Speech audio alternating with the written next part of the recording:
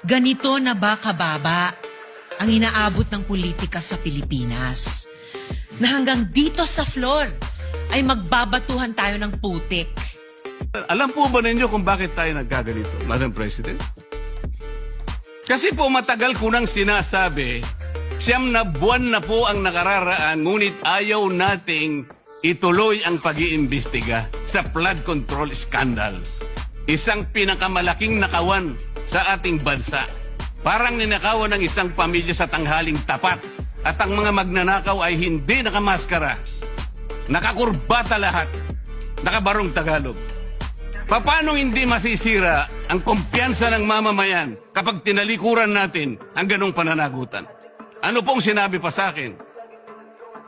Imbes na sagutin nila yung privilege speech ko noon, nasa pamimilit ko na, ito pong tungkulin natin eh. Naging PNP chief kayo. Ako po'y humanga sa inyo noon. Hindi ko na ikukwento ang lahat ng ito. Bakit ngayon? Bakit hindi natin gawin lahat yun? Alang-alang sa interes ng bayan.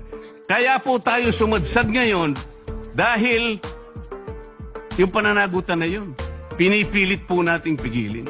Ang dami po nating pinagtatakpan.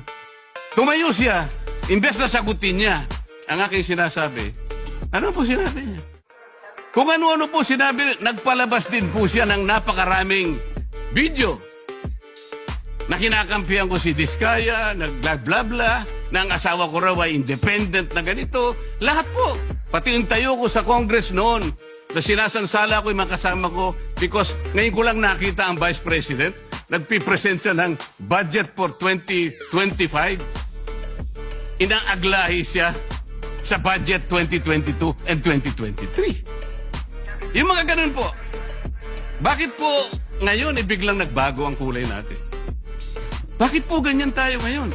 Bakit po napakababa? Siguro po, kung may pagkakataon tayo, maring bukas o kang makalawa, makikita po ninyo yung complete video yung nangyari nung Lunes, May 11, 2026. Kung paano, alas 7 pa lang ng umaga, nandito na yung tropa ng NBI na nakipag-coordinate sa opisina ng OSA. Sapagkat balak pala nilang hulihin ang isang senador. Hindi po ba? Nagkaroon na po ng admission. Tinanong ko pa nga yung ating former SP kung nakita niya yung warrant of arrest. Pinakita ba sa'yo? Sabi naman niya, hindi. Naniwala po ako ron. Ngunit bakit sinabi niya, o kung mag-coordinate kayo sa USAA? Alam po ba niyo, Madam President, kung ako po ang Senate President, kaya ko lang naman ginagawang halimbawa ito, Madam President, dahil hindi naman po ako magiging Senate President. Kung ako lang, hindi ko papayagan yun, Madam President. Bakit po? Respeto na lang sa premises ng institusyon na ito. Oh, gawin niyo ang gusto niyong gawin. Huwag dito. Nakikiusap ako, utang na loob. Huwag dito.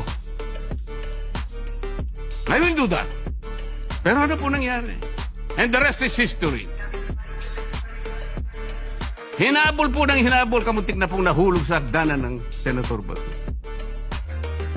Ganun po ba ang pagtrato sa isang senador? Sinasagot ko po yung tanong, bakit po tayo nagkaganito? Isipin po ninyo, bakit hindi kayo magsimula doon? Meron po bang isa sa mga minority counterparts natin ngayon, Madam President? Meron po bang isa na sumama sa akin nung ako'y nagsasalita na parang si John the Baptist, ako na lang ang isang nagsasalita. Ituloy natin ang investigasyon. Meron po ba silang lakas ng loob na samahan ako? Madam President? Wala po. That's why I'm objecting to the motion. Wag po tayong balat sibuyas. Wag po tayong balat sibuyas. Salamat po, Madam President.